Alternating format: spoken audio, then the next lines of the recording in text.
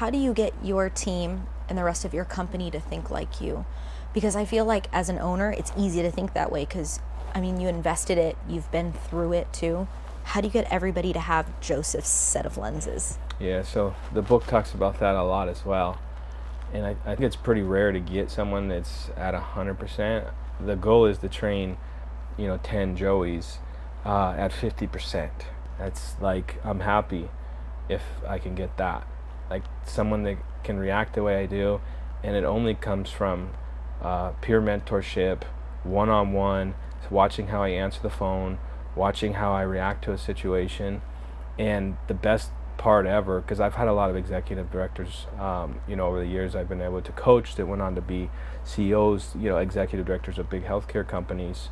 And they've taught me a lot, for one. And two, when they start reacting how I would, I just smile. They become me. They answer exactly how I would.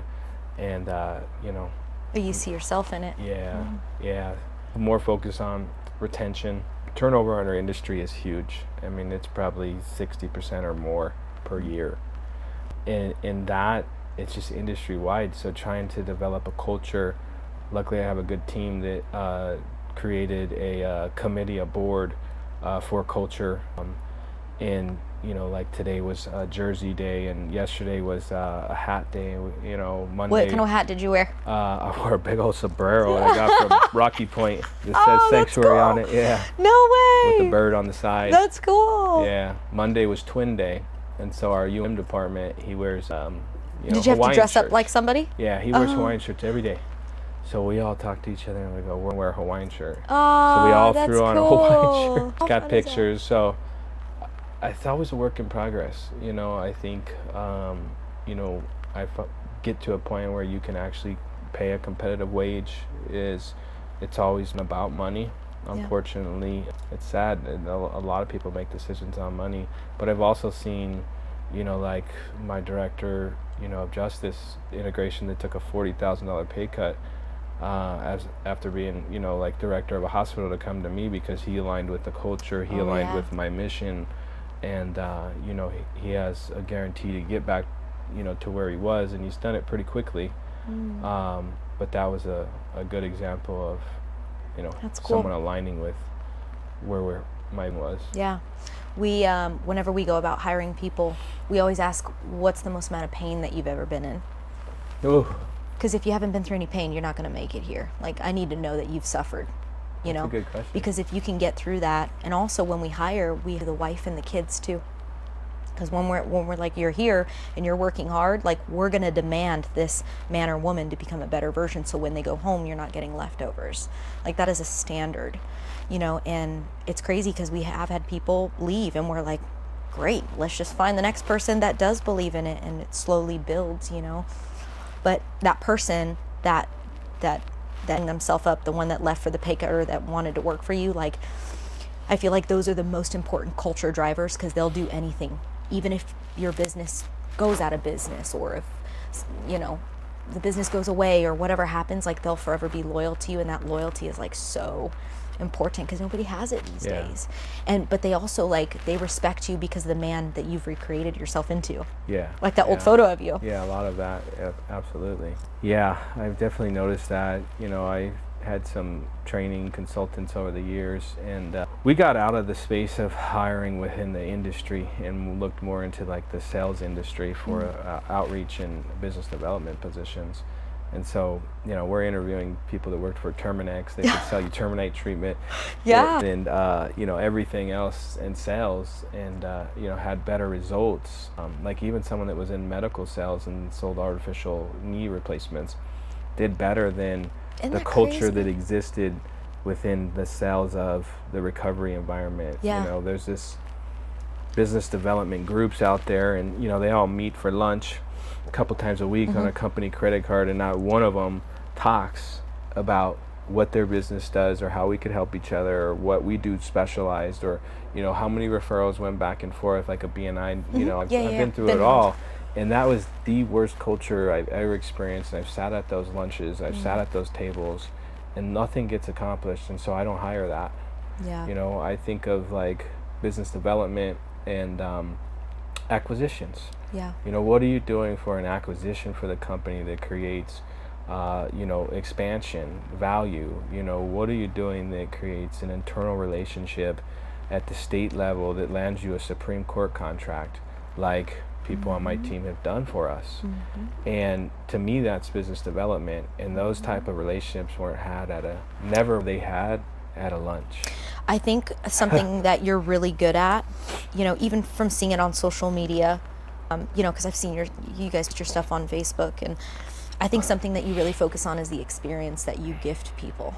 And 2025 moving forward, 89% of the reason why somebody is going to say yes to you, whether it's getting hired or, you know, getting treatment work, is not price, it's not product, it's the experience that they're going to get.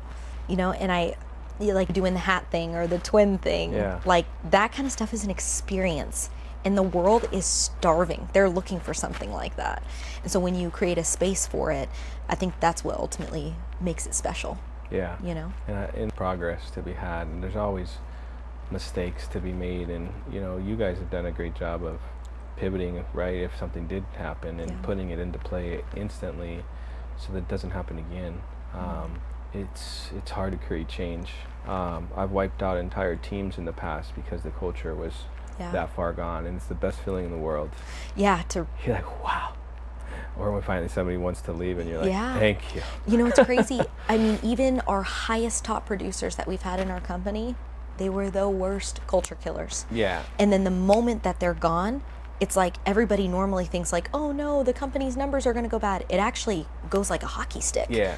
Because that culture and that person that was made, because they were driven more by money, and then they leave and everybody else feels like, oh, we're not walking on eggshells.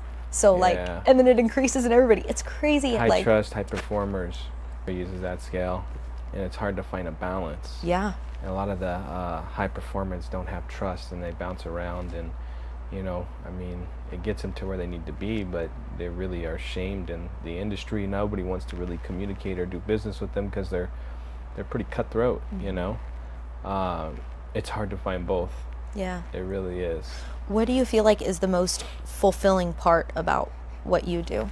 Yeah. Whether it's like on the client that's getting treatment from you, or whether it's, you know, your team or the community or your kids or your wife, like what do you feel like really creates that? I always call it like the warm, fuzzy feeling, the sun feeling in your stomach.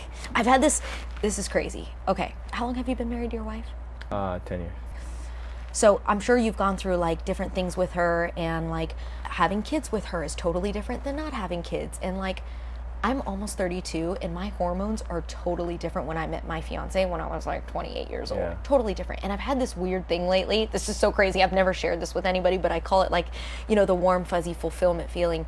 I've never experienced this, and I think that it is my hormones changing, and like we're getting ready to have kids. So like, I don't know if like it's that season, but there's this thing in the back of my head, underneath my head, and it's these two spots.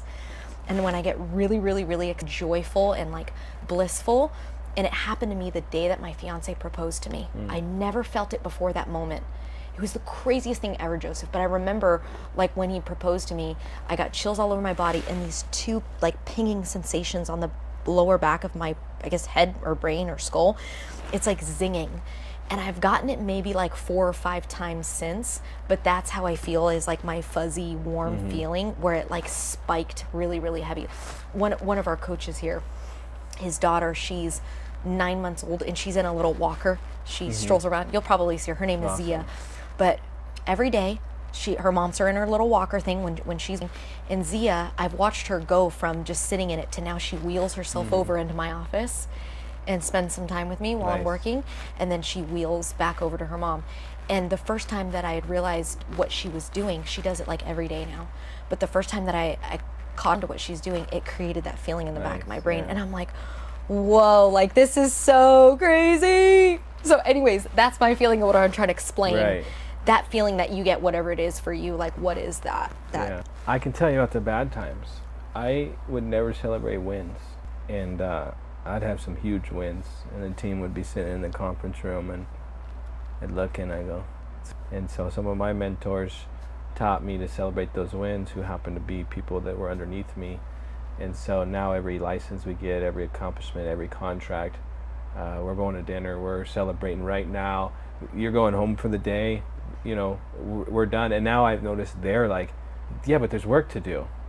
We won, but to tie this thing up, we've got to do all this. And I used to be the guy who was looking at all this, and now I'm just like, we won. And celebrating that is very useful. That's really cool. A big win I had is in the client space is, you know, I do a lot of work with women. I've worked with ASU on sex trafficking intervention and research. And, you know, it's surprising how many people have been trafficked and don't even realize it. I'm talking trade drugs for sex, you know, put themselves in situations they normally wouldn't have due to the drugs, prostitution, related to their drug addiction even. And so 3 or 4 years ago, you know, we had treated a woman at the highest level of care, which is inpatient, and then she went into our outpatient and went to our transitional housing. And I never got to know her. And in the state, you know, we have something called peer support, right, certifications, which teaches you things like motivational interviewing and documentation processes, makes you aware of AMPM policy. Sure. And so I'm doing this training just, right, because we never stay where we're at. Like, do I do that? No. Do I? Not really, but the skill set that they could change me. So I'm sitting in this class, and this lady's teaching it. And she sees my company shirt because I came straight from work, and she says, I went through Sanctuary. And I take a picture of her and I send it to the staff. I go, do you guys remember her? And they're like, yeah. One of the staff members sends me back pictures of her getting baptized in our care. She was getting baptized at the church on the weekends. And this girl was a mess the more I learned about her story. So I did just ask her to speak at our 20-year anniversary. Wow. And so you never know who you're going to help that could end up teaching you. And that was a big aha moment. I got some socks donations recently, brand new socks. Like, yeah, for your great socks. Feet, yeah. like before you put your shoes on? Yeah. Oh, okay. And I went over to the outpatient, and you know there was 30 people or so in 2 different rooms, and I handed 50 pairs of socks. So you know each people get a couple pairs. And I walked in the second room. I said, "Does anyone need socks?" And 5 people jumped up, like it was just changing their life. Yeah.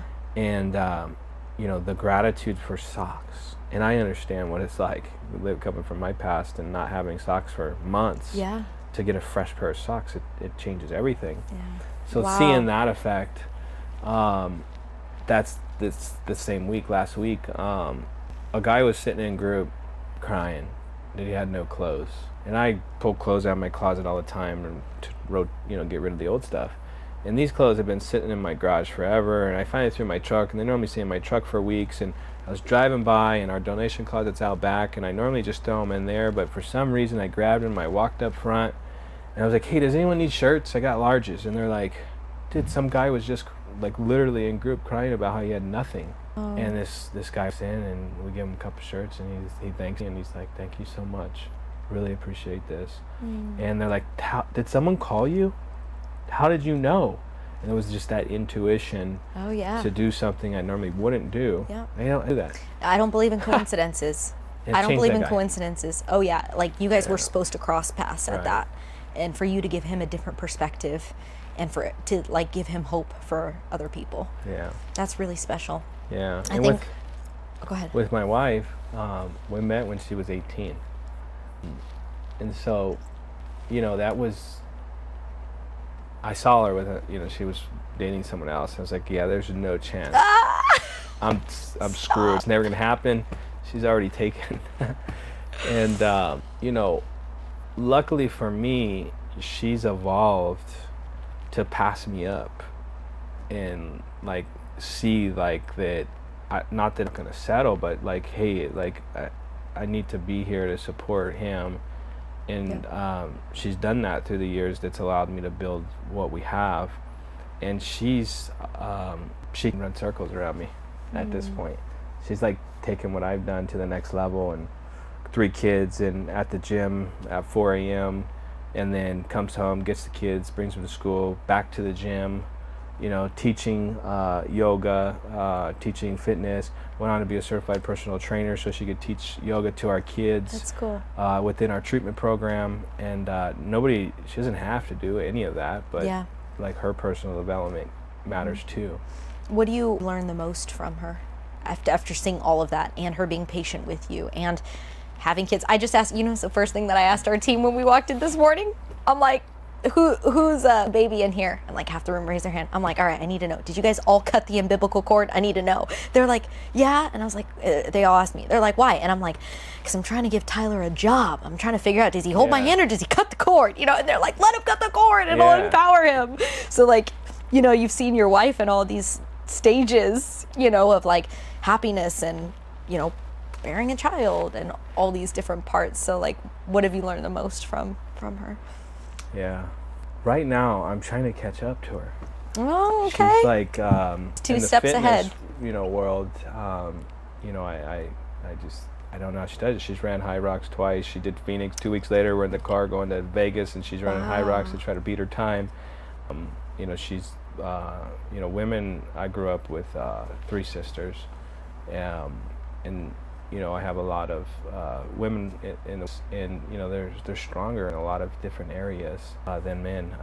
We've done 2 home births, so I know what it's like to cut the umbilical cord, deliver a baby, and that's a great experience for mom. I don't know, the first one was kind of crazy because there was midwives didn't show up, and so I'm on the iPhone, like FaceTiming. Okay, now what? Roll it. Okay. Then they get there and you're like, okay. The next one you're like, all right, we can do this. Yeah, right. It's cakewalk. Yeah. Her mental, abilities to get through pain, it's just, I wish I could tap into it. Like the sleep deprivation and just, she's able to just go. Life so much easier, supportive, doesn't nag at me. I think really early on in our relationship, I worked long days. I really came home at 2 or 3 in the morning, and I looked at her and I said, what if this never changes? Like, are you gonna be okay with that? And she was, but I changed. I don't want to work till 2 in the morning anymore. I want to go spend time with my family, I think being vulnerable is important to your team around you. I told my executive assistant, I said, look, I'm overwhelmed. There's way too much going on. We need to figure out a way to pivot, clear my calendar. I have to go here tonight at 6:30. I just want to see my family. And then text her that at night and said, hey, we had a moment. Thanks for getting us right back on track and knocking those things out what were causing me to be overwhelmed. And we're only human, Yeah. Because, it's difficult times. And you met her at an AA meeting, right? Yeah, that's my wife, yeah. That is crazy. Yeah, I met her at an AA meeting. Wow. In Scottsdale. Is her story as crazy as yours too? She started young, very young, struggled with eating disorders, was in treatment at, teenage life. No, it wasn't. She didn't ever live on the streets. She's never been to prison. She's, never really been incarcerated. And, my story is like at 12 years old, I was incarcerated for a 2nd-degree burglary, trafficking stolen property. And I couldn't find a way out of the system until I turned 22. I was released in Arizona from the Arizona Department of Corrections. And so her, came from New Jersey, grew up in Scottsdale, incredible family, parents married for, I never had that. My mom had 7 husbands. And so I didn't believe in marriage. I was instilled with morals and values from my dad and my childhood, like don't ever get married, and don't have kids until you're rich.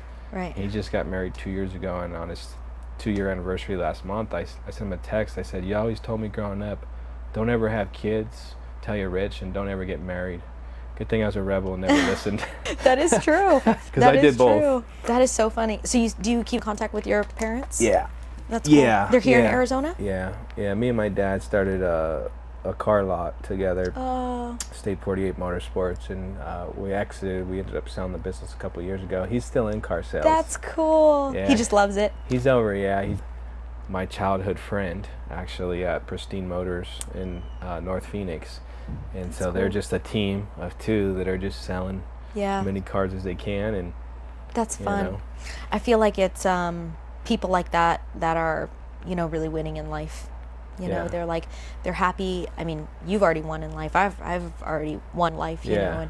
And like I was telling you in the Yeah. parking lot, it's like, how are we still alive? Or like, there's so many different instances that, you know, we shouldn't be here, but we are here. And I don't coincidences. I believe in divine intervention. Yeah. You know, people, and also I believe in timing too. Like, I feel like if I met you when I was 22, I'd be like, who Yeah. are you? Like, I don't, you know, it wouldn't have value in my Right. life. I wouldn't understand things. But maturing is so unique and special, of like developing and finding who you are. And, you know, probably when you were going through what you went through, you wouldn't have ever thought, yeah, kids and wife and this. You were just, you know, you Yeah, had I one had thing no on your plans. priority, right? And didn't. And it was just moments of opportunity. I mean, just how everything unfolded, in 2009, I was homeless. I lived in the canal at 83rd and McDowell in Phoenix. Crazy. Lived in a blow-up swimming pool with my little sister. And, I panhandled, flew aside on the freeways. I was caught in the heroin epidemic. Do your kids know about this too? No, Oh. They're not of I age want to yet, break where- cycle. Honestly, I won't come to an AA meeting. There's weird people there. Yeah. I'm sorry. Totally. Yeah. No, I get it. Totally. I really have to do a really good job to break generational curses. A lot of habits, and I see in my sisters that they still haven't broke the habit. I learned from my mom, and really I learned from my wife's family that marriage was possible. Oh. And that, cousins are married 17 years. I'm like, what? Marriage is real? Yeah. Like, people actually stay together? And so, like, I don't to my kids about poverty. I mean, like, can get above that. It can happen. I've been there. But for me, a normal life growing up was food stamps, Medicaid. Like, that was just the norm, okay, and there's no way out of it, and so even in that aspect of just raising them with the higher values, standards, and not giving discounts on $10. You know what's crazy? I just found out what big pharma was. I've never heard the term my whole life. There's a chiropractic that we work with here, and they also do like stem cells and stuff. And the dad owned Jeff, but he wants his son to take over, and so the dad wants to retire in like 10 years. So like we're training the son, and like so we went into their facility. They came out here. We did in-person training and stuff, and he had told me, our last event, I put up a mic prop and I put a sign on it. It's on my Instagram, and it says, where are you from? What do you do? How can you help people? And what's your biggest challenge? And so the son went on the mic and he said, we're based out of Scottsdale, Arizona. He said all these things, and he goes, biggest challenge is big pharma. So I was editing the clip to put it on social media, and I'm like, what? And I had to listen to it 10 times, and I couldn't understand what he was saying. Big pharma, big pharma. I never heard that word. It's Yeah. like, what is that? Right. So I called Cash, his son's name is Cash, and I'm like, what are you saying in this clip? And he sent me back a 3-minute voice audio, and he goes, I can't believe that this is crazy. You're in your mid-30s and you've never heard of this word before. Like, it is massive. Everybody knows who big pharma is, but he's like, but it's also a good thing because you don't focus on, main media or mainstream media that everybody's talking about. And I also my sons and I are very holistic if we can be. So Yeah. we try to not take Advil if we don't have to, drink more water. You know what I mean? Like, we just don't, I want to have my baby all natural if I Right. can, So I just never heard of it before. And he's like, that is so crazy. He's like, that's a good thing, Right. but it's just, It truly exists. I think that more people are aware of the consequences of those things now too, though. And we do see a little bit of a shift away from it, because it is kind of the answer for everything. And I experienced it at a very young age. I was diagnosed with ADHD at 8 years old, and I was given Ritalin and amphetamine. And so it's crazy. I really dug into like what makes me click, Yeah. what makes the kids click, because I was super advanced at a young age, and that was part of the problem, was not allowing me to have the work that made me click, or harder work, or a lot of times I was just bored, and so I would get myself into trouble within Yeah. school, and that a lot of consequences happen at a young age at the school, which as they become greater, when I got older and got into my addiction, it wasn't a big deal. It was just like, okay, yeah, I'm going to jail. been there before. So normal. Yeah. Oh yeah. Yeah. I really kind of mentality of if I go, not no, when I go to jail, not if. Yeah. Like you just know you're going. But you know, we also have to, you know, acknowledge a lot of results and outcomes in the addiction space that we've seen from big pharma, and a lot of people are still against it, and it has its place. Yeah. And you know, I Absolutely. always have to be really careful on opinions, and because that's what they are, because there's scientific data behind a lot of, you know, those medications. But Yeah. I was talking to a mom a couple weeks ago. She's like, I really don't like the fact that she's on this medication. And I said, she's called you every day, right? When's the last time she's done that? Right? So we develop a habit. Yes. We bring in, and then we can, with the help of outside sources, Yeah. remove that medication. You know, did she call her daughter on her birthday? Yeah. When's the last time she's done that? Yeah. That is special. Yeah. And, you know, I was like die hard, cold turkey, you know, flop like a fish on the ground from a opiate withdrawal. Like, you're just going to figure it out. Oh. And there's some value to that too. Yeah. I mean, that's the, when on the beginning, the worst pain of my life is that. Oh man. You know, I would Maricopa County Jail, coming off of benzodiazepine, Xanax, heroin, OxyContin, and there was no treatment, there was no methadone like they give now. Yeah. And I would literally just find a nice spot of the concrete where I knew I could just go through the worst hell of my life and flop around and not be able to get comfortable. And I'd get covered in bed sores. What's what they call them? They're just bleeding, you know, from rubbing so much because you can't stop. Yeah, So uncomfortable feeling. it'd cover me with moleskin, and to stop the bleeding, I would have pulmonary edema in my feet. They'd be so swollen. They'd put hair nets on me, my feet, because the shoes wouldn't fit. And about day 3, you don't sleep. If you really are withdrawing from an opiate, you don't sleep. Like, I see people sleeping. I'm like, you're not dope sick. You don't understand this. Yeah. So day 3, you start to see like colors from sleep deprivation. Oh. And like, you're like, okay, it's gonna be okay. And then day 5 is still, and day 30, like, you're still not a human being. And I mean, I will never forget. And I did that over 16 times, cold turkey. Oh my gosh. Just sitting there, throwing up. I mean, coming out all ends, like. Yeah. Just like when you see colors and you fall out. You literally black out. I hit my head so hard in the court. I fell out and hit my head. When that starts happening, you're like, okay, I'm gonna sleep soon. Like, the withdrawals, like the physical pain is almost gone. How long does that take? Is it before you're 2 like weeks, 30 days, you're still don't feel normal. Oh man. 3 months.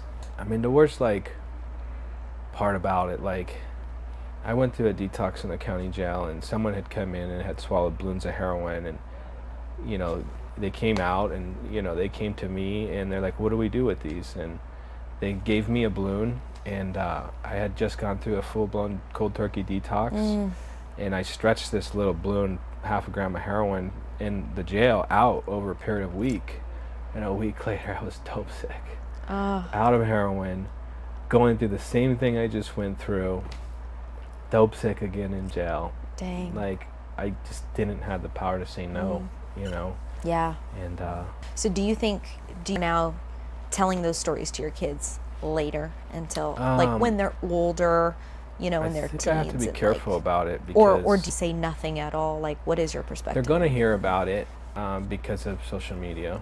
Oh, and probably where you because work, of or stories, or yeah, because of you know, for me, it's just being honest, because, you know, my anti-drug was the stories my mom told me about marijuana and how she tried to smoke it at one point, and, you know, she fell on the ground coughing, her lungs caught on fire, she almost died, and like, that was my anti-drug. And then when I saw people doing it and nobody was dying, I was like, she's a liar.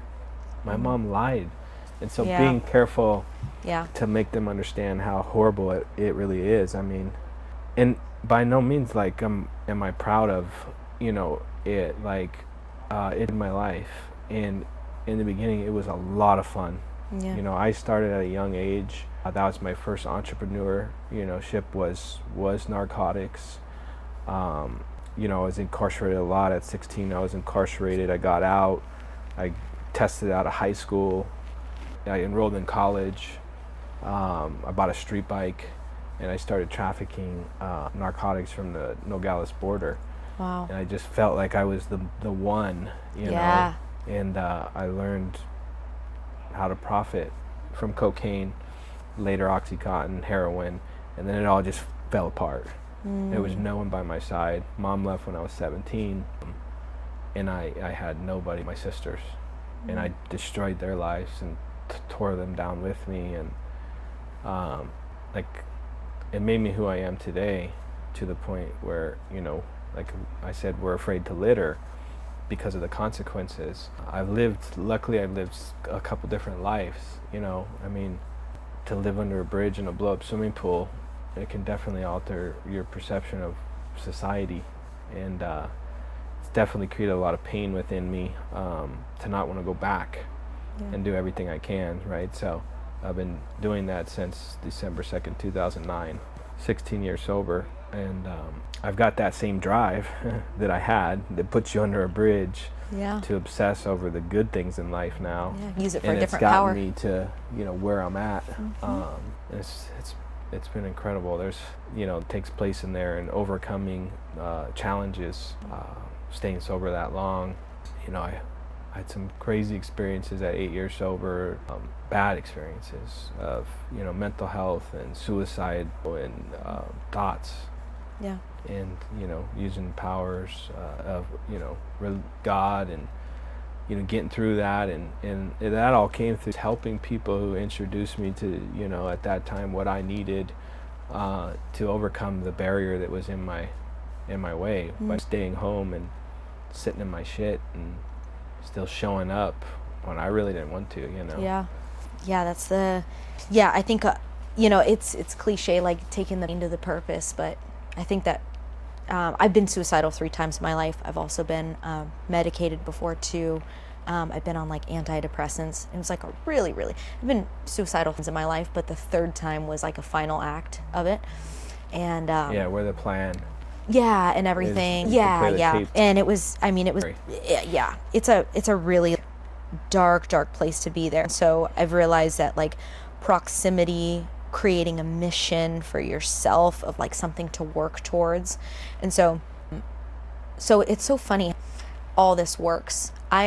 Like, you know how we were talking to Tommy and Sierra was saying, you know, their mission is they want to have like a center here and, you know, look into that. Like for me and my fiance, that's for disabled children and sports. Yeah. You know, that has a really big impact in my heart. And so I'm like, okay, I need to be around more people that have organizations that support humans, medical facilities, you know, a sports clinic, like physical therapy, like, you know, I want to get into that realm. That's the soft spot for me. And so I'm like, okay, well, what has to happen in order for us to start that? Well, you got to start being around more of those people. Yeah. You need the connections, the relationship. It'll come natural, Yeah, it will. Also, your intention needs to be in the right spot. And I just think to myself, like, I have the vision of what it looks like, feels like, smells like, all that. And I think if it doesn't happen, like, before I die, or if I don't have that dream picture, it's the woman who I'm becoming and developing in along that. You know, it's like the people that I met, the stories that I have, the connections, and like that I have to become to make that end goal, you know. And I think that's the special about your story. Yeah, and a lot of I found is don't talk about those pieces of things due to shame, embarrassment, guilt, and it's really a piece that I share about a lot when I talk, you know, about my journey if the opportunity comes up. Because people really don't know what to do, you know, don't know how to reach out, or, you know, maybe, you know, they look to me as like a leader, and then, wow, he went through that too, I can push through this, you know. It's been crazy to system without help, and now there's so much help, there's so much opportunity, there's it's so different. many people. 2010 is very different, you know, than what it is now. 2026. I mean, just thinking about 2000s, early 2000s, going through what I went through in the opioid epidemic. I mean, it was hard. You know, $70-$80 for a pill, and you know, you were forced to commit, you know, crime and, you know, sales, and, you know, to be able to do it. You know, I was almost forced into it. And I, you know, nowadays looking at what we're dealing with, you know, fentanyl is $1 Crazy. pill. So I could probably go through your parking lot and find a couple Crazy. quarters and overdose and die if I bought a fentanyl pill for $1. Yeah. And so I feel for these people, and I'm glad I'm not getting it right now, Yeah. because it's impossible. Like, you can walk like, oh shoot, I got $1. So Like, it's so accessible. I live $20 at a time. Yeah. Like, as long as I could get to $20, right, that was enough to what the minimum heroin dealer would sell you. And so that's all that mattered every day was $20. And if I could do that twice a day, it was a really good day. And I didn't Yeah. have to worry about a hotel because I'm putting a substance into my arm that blocks my conscience and distorts my vision from what is right, what is wrong. And it makes it really easy to pass out and live outside through the winter and through the summers, and Yeah. lose your family. And you know, the journey to come back has been it was what got me there. Say that. The development's been a longer road to really fine tune it and understand the why of it. You know, my dad wrote me a letter when I was incarcerated, and he said, I really hope you're having a horrible, shitty time in prison. I hope you understand I can't see you or talk to you on the phone when you get out. You know, I hope you understand that you're a man now, and the only way history will repeat itself is if you make the changes. Look forward to the day we can be together and feel each other's love, but that day is dependent upon you. And I cried, because my dad was my hero. He was an entrepreneur, started a big family-first security business in Arizona, and my grandfather's an entrepreneur. And when I got that letter, I wasn't allowed at his birthday party when I got out, and you know, he really made me earn this trust. It took 2 years. He showed up to, I was celebrating a milestone of recovery, and he came and he was crying. Oh. He said, I'm proud of you. That was the first time you saw him back No, again? I had seen him. Yeah, I'd spent time with him, but he wouldn't say, I'm proud of you, because he didn't want to, you know, upset himself. He didn't want to set expectations and get disappointed, because he comes from a long history of alcoholics. His mom. His mom years sober, and you know, he really taught me entrepreneurship too, and mowing lawns and tracking, you know. Is this the one hours that has the dealership? Yeah. Oh, that's so cool. Yeah, and I watched him be an entrepreneur and Wow. become very successful, and then lose it all due to, you know, employees and trust, and so I feel like it was a blood in me. And the first business I started was out of the halfway house garage. So when I got out in 2010, I went to a halfway house called Sanctuary. I was a client of the business that, you know, now I'm CEO of. Yeah. And I saw the vision and how I could create it bigger and better. And, you know, the first business I started was helping hand auto care out of the garage of a halfway house. I'm like, That is I got so cool. fired from every job I had. I'm like, I'm just going to work for myself. Yeah. Right? I mean, Still going. Yeah. My oldest sister's a service writer, and she's herself been to prison 3 times and is the most honest person you can meet. And you need that in automotive repair, right? yeah. And, you know, took on Sanctuary, and it was one location. I was a resident, and I'm like, yeah, I can do this. And, you know, here we are 16 years later with 16 locations, and That's cool. I learned a lot from mentors around me, and learned a lot on my own, and really tried to just build the foundational piece with slow growth that really meant something, you know. That's sweet. I love that. What is, as we begin to wrap up here, what's up and coming for you? What's some projects you guys are working on, or what's big up and coming for you guys? Yeah, there's something new every single week. Right now, I just was on a call this morning with Adova, which is a nationwide educational platform that's on all the tablets within the jail system in Maricopa County, the prison system. And so it's allowed us to get our message onto there. Oh, very cool. And reach 60,000 or so inmates across Arizona to say, hey, there is hope. These guys did it just like you. And here's the path they did to get it there, and they have an opportunity for you when you get out. You know, we just went through some really big deals with like Supreme Court contracts, and so I'm focused on stability and creating the systems, making sure that they're operating so that we can prepare for the next big move. We are trying to expand the auto shop right now. I'm in active negotiations on a big building. Cool. And also with the treatment center. And so there's a lot of things that I've learned that the stars have to align. And so I don't put everyone in harm's way, and I don't want to create something that I know is going to fail, because now I know that there's a system and a process to get there. It's not just like an idea. I mean, there's more planning involved. In the beginning, I was like, Sure. I never wanted to be a wantrepreneur. And everyone planned and created all this stuff, and I'm like, you're never even going to get this to the point. You're a wantrepreneur. That is funny. And I was just guns blazing, and here we go, and we got $60,000. That's all I know. We're going to make this work. And now it's like you can really look at the system of it, take the risk. Yeah, that's exciting. Yeah, That's there's always exciting. room for growth. I'm really always trying to develop myself, you know. That's really cool. How can we I love that. be better leaders? Question for you: what's the best piece of advice that you'd like to share with anybody listening?